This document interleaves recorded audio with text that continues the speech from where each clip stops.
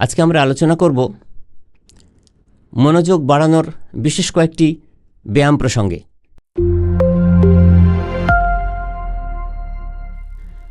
মনোযোগের ঘাটতি বা মনোসংযোগের সমস্যা এগুলো ছোট ছেলেমেয়েদের, কিশোর কিশোরীদের, স্কুল গোয়িং, কলেজ গোয়িং ছাত্রছাত্রীদের, প্রাপ্তবয়স্কদের, যারা চাকরিজীবী, যারা প্রফেশনালস, সেলফ এমপ্লয়েড, সবার দেখবেন এই সমস্যাটা কোনো না কোনো সময় হয়, অনেক কঠিনভাবে চলে আসে মনোসংযোগের ঘাটতির সমস্যা। তো আজকের মনোযোগ কিভাবে ধরে রাখবো সেই সংক্রান্ত কিছু ব্যায়ামের কথা আলোচনা করব। প্রথমে একটি টেকনিকের কথা বলবো, যেমন আপনি 100 থেকে ক্রমান্বয়ে 1 পর্যন্ত গুনুন, তারপরে আপনি একটা করে সংখ্যা বাদ দিয়ে 100 থেকে 1 পর্যন্ত গুনুন, মানে 100, 98, 96, 94, 92 ক্রমান্বয়ে এইভাবে।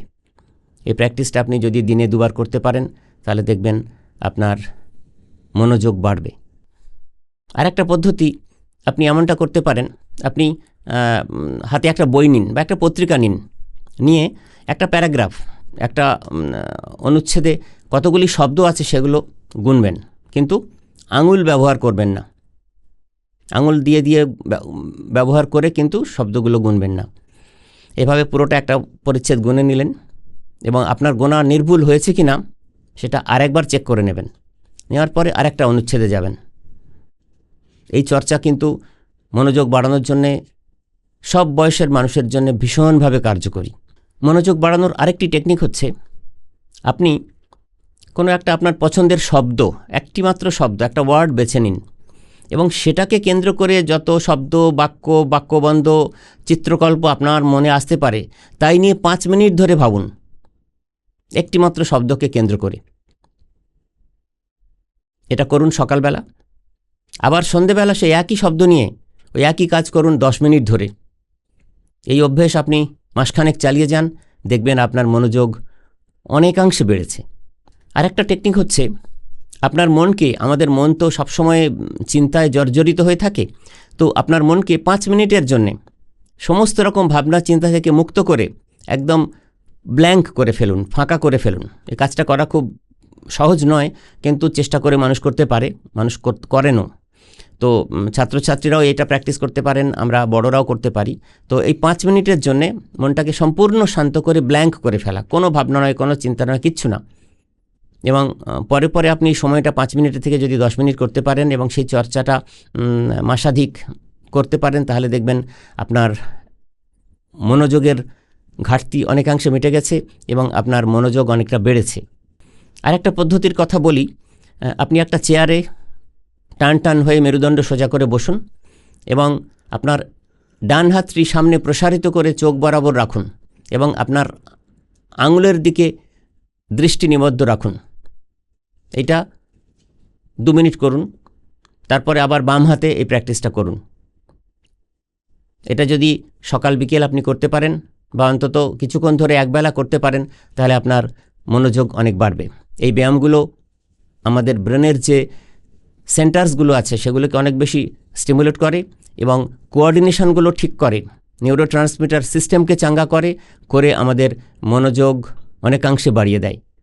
এবার একটা নতুন পদ্ধতির কথা বলি, যেমন ধরুন আপনি একটা ফল, সেটা আপেল হোক বা কমলা লেবু হোক বা একটা আম হোক, পাকা আম হোক, আপনি হাতে নিয়ে তার স্বাদ, বর্ণ, গন্ধ এগুলো ফিল করার চেষ্টা করুন এবং অনেকক্ষণ ধরে সেই ফলটিকে কেন্দ্র করে আপনার যা ভাবনা আসে সেই ভাবনার মধ্যেই আপনার সমস্ত চিন্তা প্রক্রিয়াটাকে ঢেলে দিন। এই প্র্যাকটিসটাও কিন্তু মনোযোগের জন্য খুব বড় একটা ব্যায়াম। এটা ছাত্রছাত্রীদের জন্য ভীষণভাবে উপকারী, তাদের মনোযোগের ঘাটতি পূরণ করার জন্যে। এই কাজটা করার পরে আপনি ওই ফলটিকে কেন্দ্র করে আপনি 10টা লাইন লিখে ফেলার চেষ্টা করুন, আপনার যা ফিলিংস, যা অনুভূতি, যা জানেন সেই সম্পর্কে।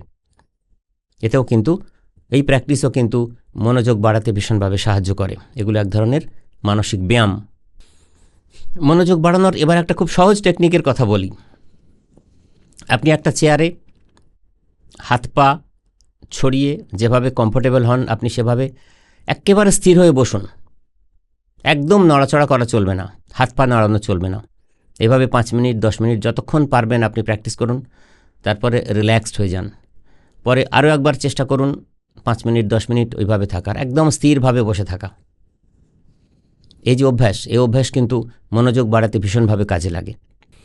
এবার শবাসনে থেকে মনোযোগ বাড়ানোর একটা পদ্ধতির কথা বলি। আপনি শটান চিত হয়ে শুয়ে পড়ুন এবং মনকে সম্পূর্ণভাবে চিন্তামুক্ত করুন, শান্ত করুন।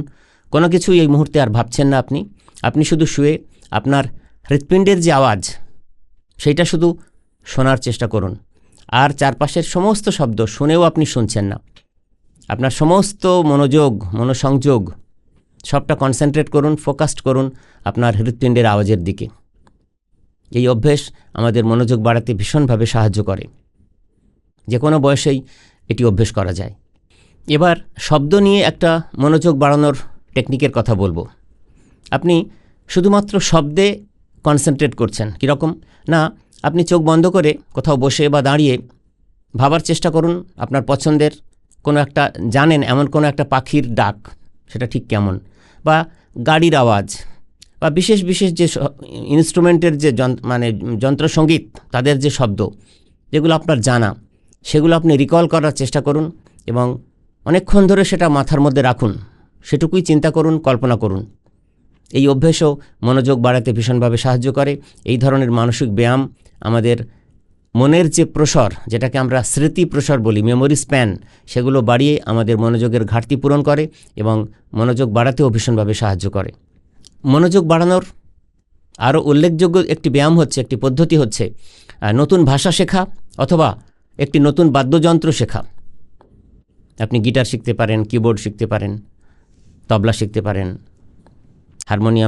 হারমোনিয়াম সহযোগে গান শিখতে পারেন। এ দুটি জিনিস কিন্তু আমাদের মনোযোগ বাড়াতে ভীষণভাবে সাহায্য করে। দেহ মনের কোঅর্ডিনেশন বাড়াতে এ দুটির কিন্তু জুড়ি নেই।